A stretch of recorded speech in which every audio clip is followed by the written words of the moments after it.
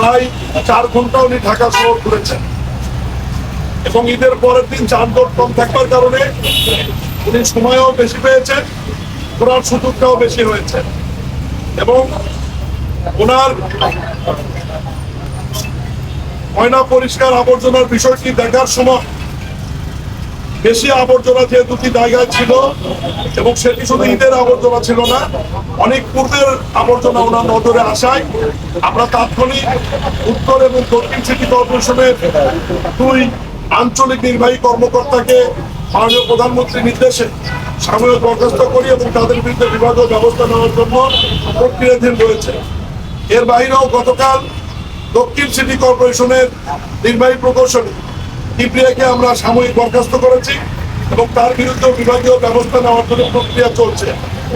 মাননীয় প্রধানমন্ত্রী 2 সিটি কর্পোরেশনকে ময়লা আবর্জনা অপসারণ, পানি নিষ্কাশনের স্থানগুলি পরিষ্কার এবং ডেঙ্গু মশার লাভা উৎপাদন হয় এইরকম জায়গাগুলোকে দ্রুত সময় পরিষ্কারের জন্য 48 ঘন্টা সময় বেঁধে দিয়েছিল, যে সময়টি গতকাল শেষ হয়েছে এবং আজকে আমাদের মন্ত্রণালয়ের 20টি মনিটরিং টিম বিভিন্ন অঞ্চলে ঘুরছে, তারা ঘুরে আমাদের কাছে একটা রিপোর্ট পেশ করবেন।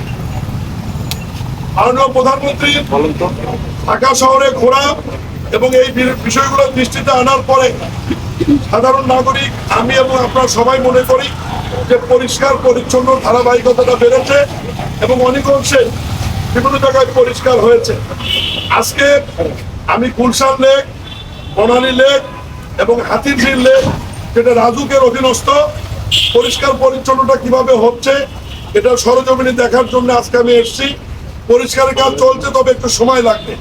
এই লেকগুলিতে সরাসরি সুইরেজ খালগুলি এই লেকের মধ্যে প্রবেশ করার কারণে প্রতিনিয়ত পরিষ্কার করার পরেও সুইরেজ লাইনের ময়লাগুলি এসে আবার নতুন করে আবর্জনা তৈরি হচ্ছে।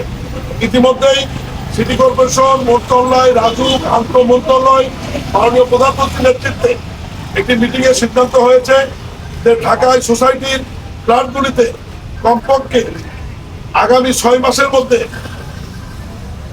এসটিপি করতে হবে, সুয়েরেজ ট্রিটমেন্ট প্ল্যান্ট, তার মাধ্যমে তারা সরাসরি সেপটিক ট্যাঙ্ক এবং শোকওয়েলও করতে হবে, যার মাধ্যমে তারা সরাসরি এই সুয়েরেজ ময়লাগুলো ডাইরেক্ট ট্রেনে না ফেলাতে পারবে না এবং ট্রেনে গেলে এটা আবার লেগে যাচ্ছে।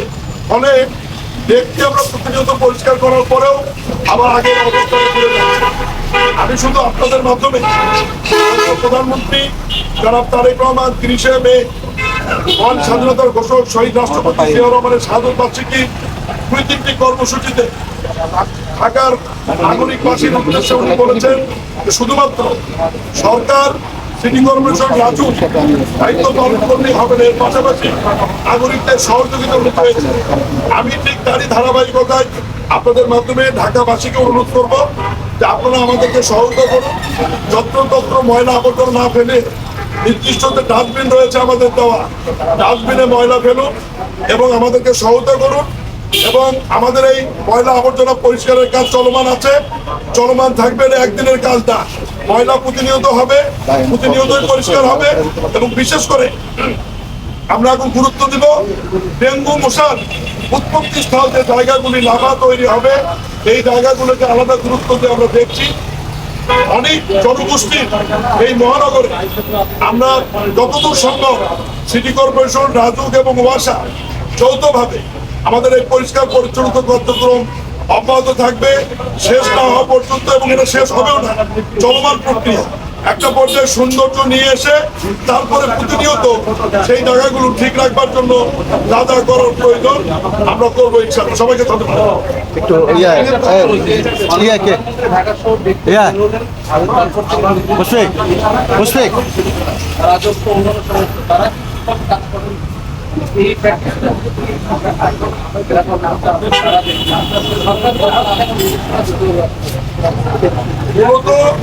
মূলত স্থানীয় সরকারের মন্ত্রণালয়ের প্রতিমন্ত্রী হিসাবে আমার কাছে যেটা উপলব্ধি হয়েছে বা দৃশ্যমান যেটি হয়েছে, আসলে ঢাকা মহানগরের 2 সিটি কর্পোরেশনে ওয়ার্ড ভিত্তিক জনপ্রতিনিধি বা কোনো দায়িত্বশীল ব্যক্তি না থাকবার কারণে এই ঘটনাটি বেশি ঘটছে। মানে পরিদর্শক বা দেখভাল করবার লোকের খুবই অভাব।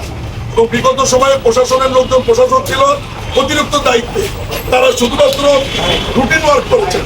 পরবর্তী সময়ে 2 মাস হবে, বিগত 2 মাস যাবৎ আমরা যখন পলিটিক্যাল লোকজনকে, রাজনৈতিক ব্যক্তিকে আব্দুল সালাম সাহেব এবং শফিকুল ইসলাম খান মিল্টনকে প্রশাসকের দায়িত্ব দিয়েছি, তখন থেকে পরিষ্কার পরিচ্ছন্নতা কাজের গতি একটু বেড়েছে। তবে এটা ঠিক যে মাননীয় প্রধানমন্ত্রী বেরোনোর পরে আমরা যে অবস্থাটা দেখেছি, এর চাইতে বেটার কিছু আমরা আশা করেছিলাম, সেটা হয়নি। এবং এই কারণেই আমরা তাৎক্ষণিক ব্যবস্থা নিয়েছি। তবে মাননীয় প্রধানমন্ত্রীর নির্দেশনা রয়েছে, কোনো গাফিলতি, কোনো সরকারি কর্মকর্তা বা দায়িত্বশীল ব্যক্তির গাফিলতি আমরা বরদাস্ত করবো না। এবং উনি আমাকে স্ট্যান্ডিং অর্ডার দিয়ে রেখেছেন, যেখানেই গাফিলতি হবে সেখানেই তাকে বরখাস্ত এবং নতুন লোক সেখানে দায়িত্ব দিতে হবে।